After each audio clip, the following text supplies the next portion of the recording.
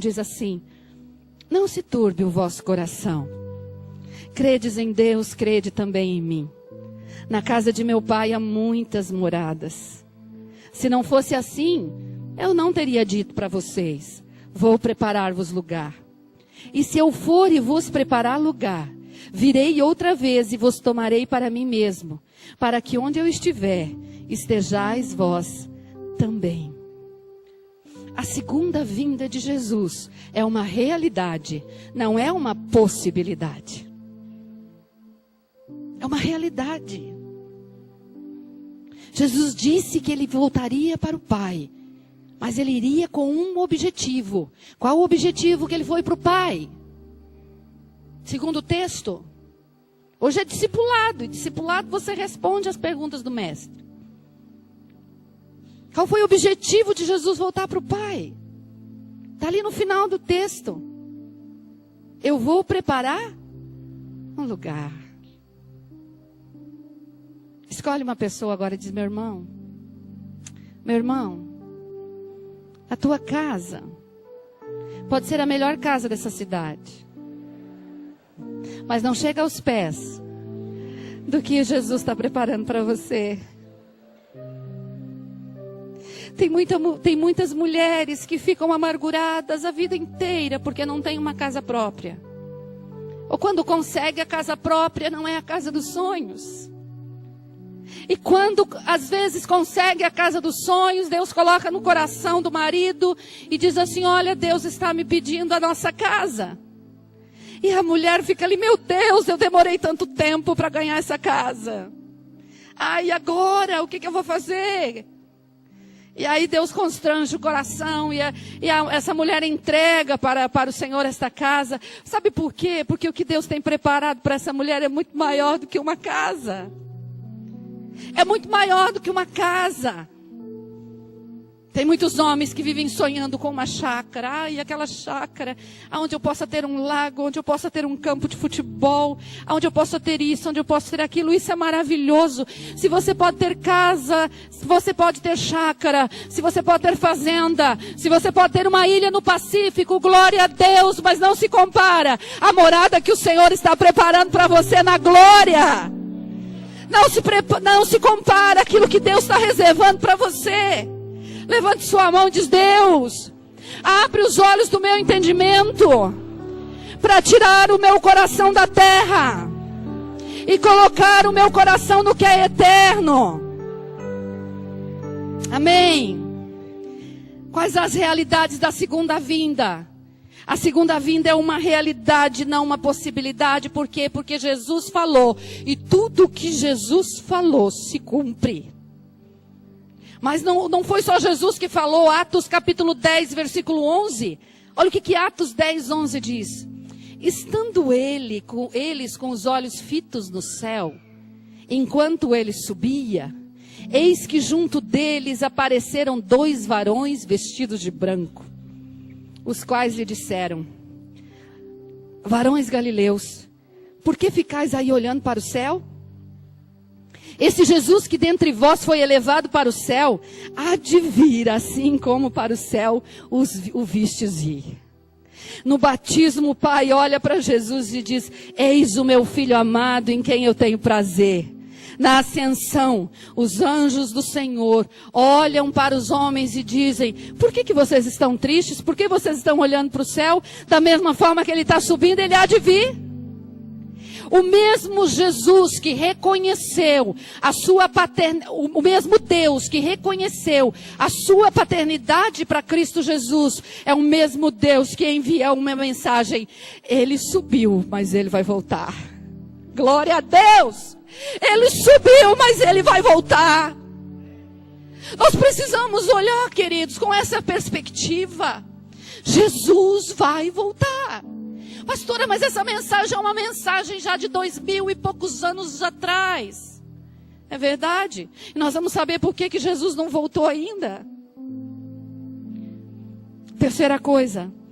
Por que a segunda vinda de Jesus é uma realidade? Porque os discípulos também ensinaram.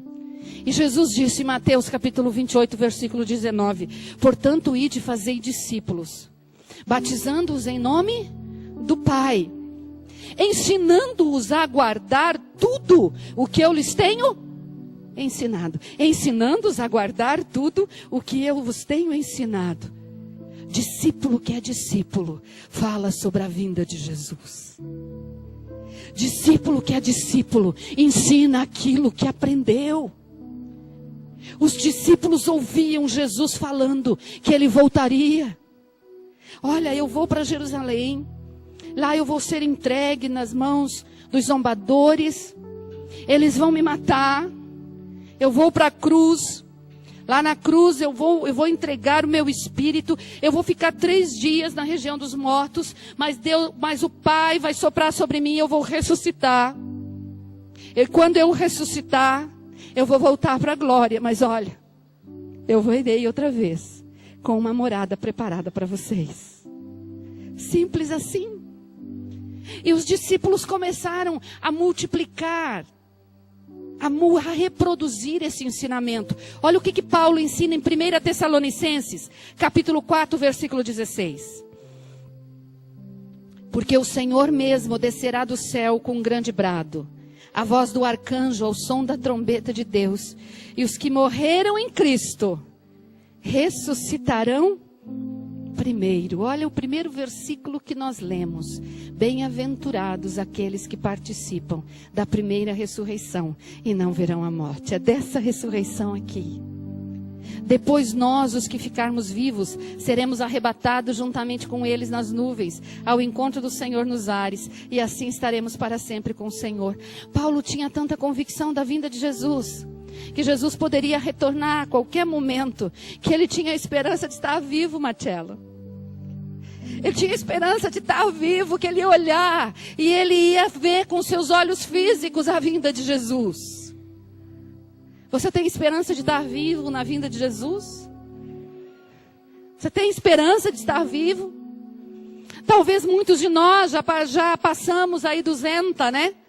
Já do Zinta, já estamos no Zenta, 40, 50, 60, 70, 80. Talvez alguns de nós não verá com os olhos humanos, olhos físicos a vinda de Jesus.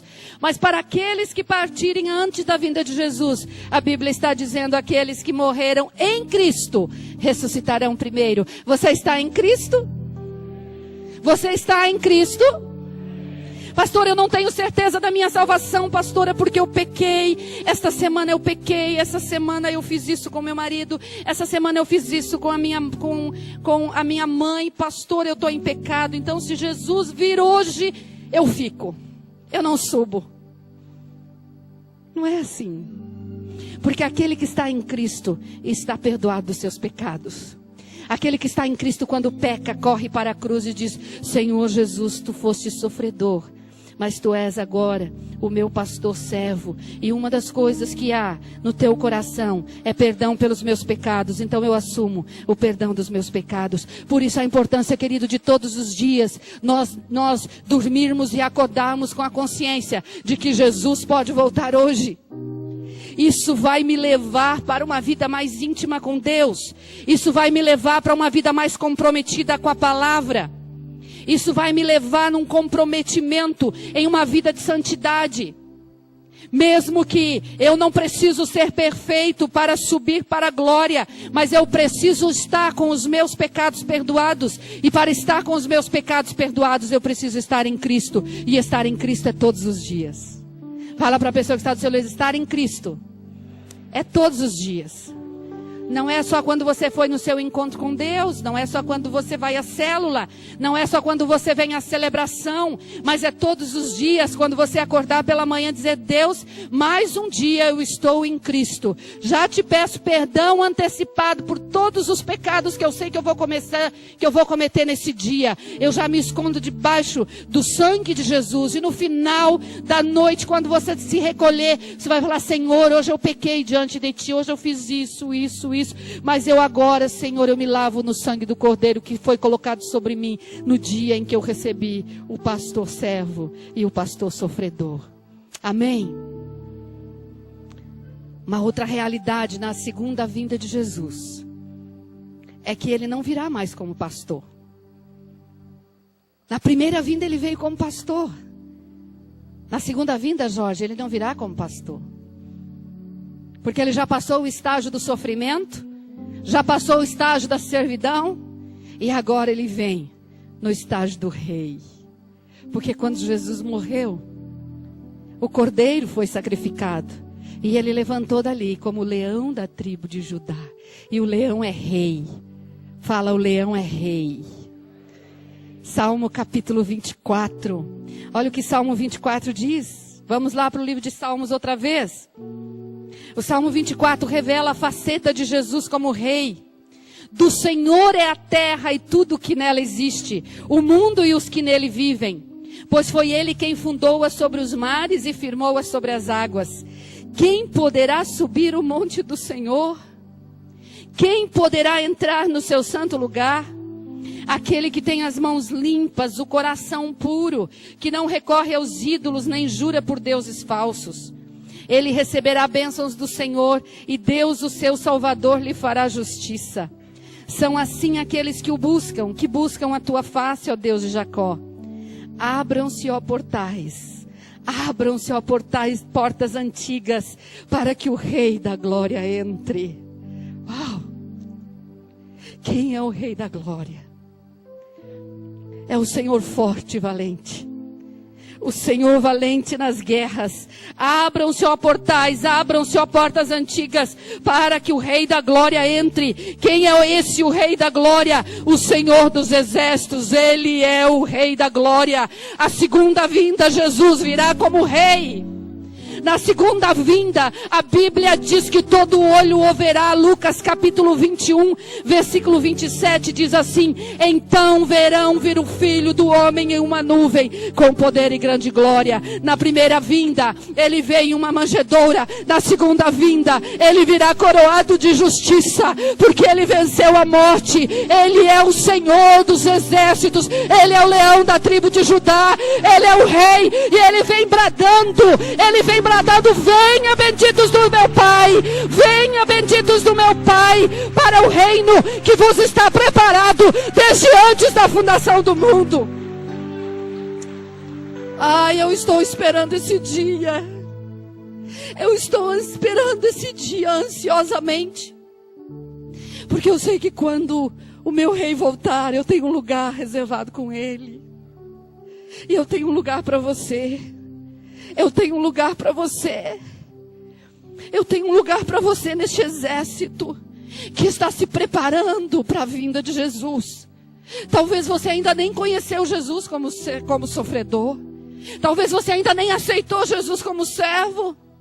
Talvez você ainda não reconheceu o amor de Deus que foi revelado em Cristo Jesus na cruz. Mas eu já quero anunciar para você: um homem morreu em teu lugar. Um homem serviu e um homem está disposto a te servir. E este homem é o mesmo que vai voltar. É aquele que vai te levar para uma vida eterna com Deus. É um homem que não está interessado só em te enriquecer financeiramente. É um homem que não está interessado somente em curar as suas enfermidades físicas, porque se hoje Jesus curar o câncer, você continuará a passos largos para a morte. Se hoje Jesus curar uma tuberculose, você estará com o seu físico curado, mas e a sua alma? E aonde você passará a sua eternidade? Jesus veio para anunciar: há uma vida eterna para você, e eu sou o único caminho, a verdade e a vida, e ninguém pode voltar ao Pai. Hoje é a noite de você se reconciliar com o Pai através do pastor sofredor, através do pastor servo, para que você possa conhecer e reinar com aquele que é rei, com o Jesus rei. Quem assistirá à vinda de Jesus? Apocalipse 1, versículo 7 diz: eis que vem com as nuvens e todo olho verá. Até mesmo aqueles que o traspassaram. E todas as tribos da terra se lamentarão sobre ele.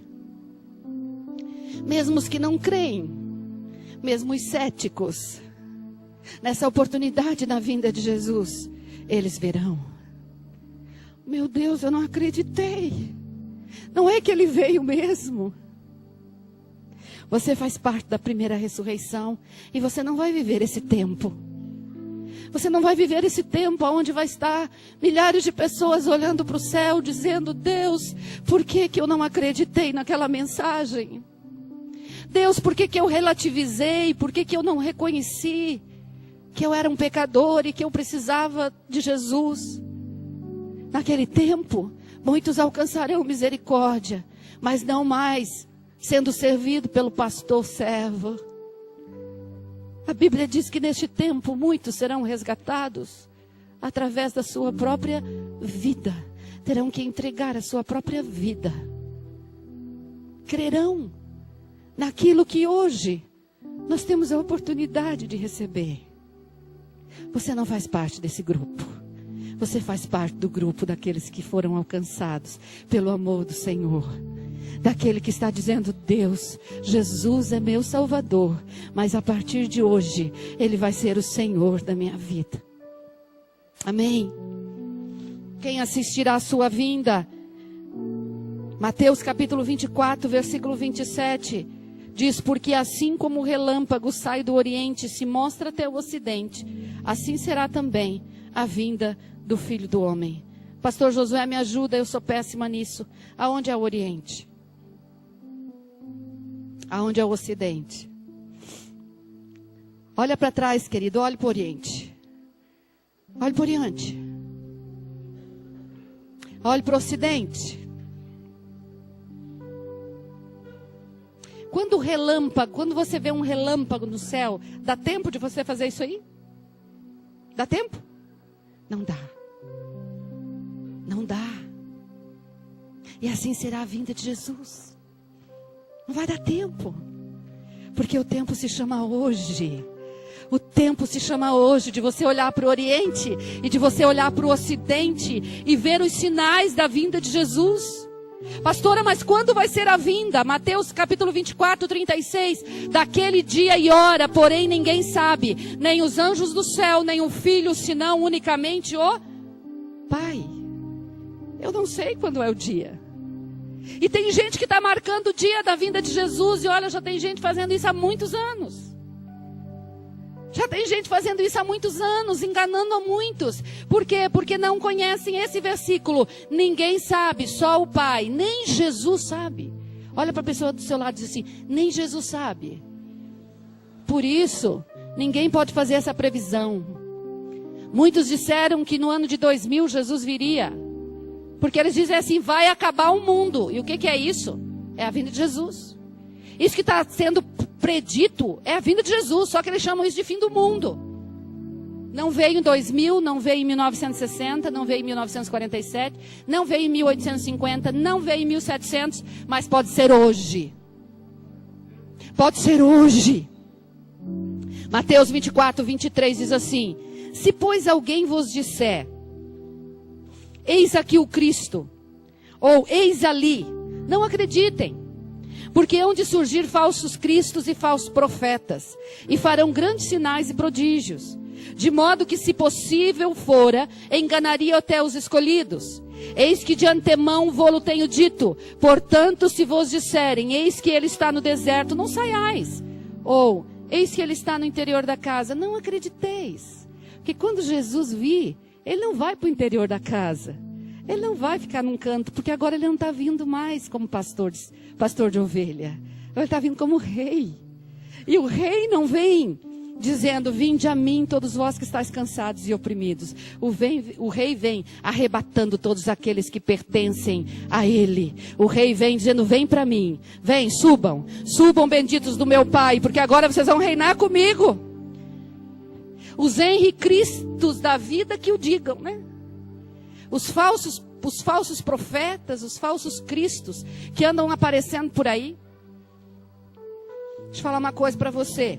Deixa eu falar para você, olha, Jesus não veio. Uma prova é que você está aqui e eu também. E Jesus não virá agora como homem. Jesus virá como Deus. Como rei. Como rei. Jesus envia, sim, os seus discípulos. E os seus discípulos estão dizendo: arrependei-vos, porque é chegado o reino dos céus. Vinde todos vós que estáis cansados e oprimidos e sobrecarregados. Tomai sobre vós o meu jugo e aprendei de mim, que sou manso e humilde de coração. Para quê? Para que você possa alcançar descanso para a sua alma e para que o teu coração se torne sensível à voz do Senhor. E quando as trombetas soarem na glória, você dizer: opa, o meu rei está me chamando, eis-me aqui. E você não olhar para aquilo que está ficando aqui na terra. Queridos, nós estamos com o nosso coração tão na terra, que a gente diz assim: Jesus, você pode esperar eu me casar? Para você vir? Eu queria tanto casar. Deixa eu falar uma coisa para você. Eu já fiz essa oração, jovem. Eu já fiz. Da minha imaturidade, eu orava assim: ai Deus, queria tanto casar. Me parece que esse negócio de casamento é tão bom. Não volta antes não, porque lá na glória eu não vou ser casada, Jesus. Tem gente falando assim: ai Jesus, espera um pouquinho, porque eu ainda tenho que me formar. Eu ainda quero usar aquele diploma que eu vou receber. Eu quero ainda ser chamado de doutora fulano de tal. Vocês estão dizendo: não Jesus, espera um pouquinho, porque olha, ainda tenho que construir uma casa e deixar uma herança para os meus netos, para os meus filhos. Ai pastor, eu nunca fiz essa oração. Não? Mas enquanto você está procrastinando em aceitar o desafio para se tornar discípulo, para levar esta mensagem, você está dizendo: espera um pouquinho, Jesus. Porque sabe por que Jesus não veio ainda? Porque Deus é longânimo. Sabe por que Jesus está tardando a sua vinda? Porque Deus é longânimo. A gente fica aqui dizendo: ora vem Senhor Jesus, volta Jesus, volta Jesus. E Jesus olhando lá de cima falando assim: meus filhos, eu quero mandar eles, mas ainda tem tantos que estão se perdendo. Eu estou dizendo para vocês: vão e façam discípulos, porque eu quero enviar o meu filho de volta para trazer a igreja para mim. Nós estamos clamando: Deus, olha, depois que eu me casar eu vou fazer discípulo. Depois que eu plantar aquela fazenda, depois que eu comprar isso, depois que eu fazer aquilo. Deus, espera mais um pouquinho. Enquanto eu e você não estivermos ganhando todas as nações da terra, o Senhor Jesus não pode ser enviado pelo Pai. Você entende isso? Isso está lá. Pastora, onde você tirou isso? Está lá no livro de Mateus, capítulo 24. Mateus 24 diz assim. Já estamos encerrando, queridos. Mas vós amados... Mateus 24 não, querido, perdão. 2 Pedro, capítulo 3, versículo 8. Diz assim: mas vós, amados, não ignoreis uma coisa, que um dia para o Senhor é como 1000 anos, e 1000 anos como um dia. O Senhor não retarda a sua promessa, ainda que alguns a tenham por tardia, porém é longânimo para...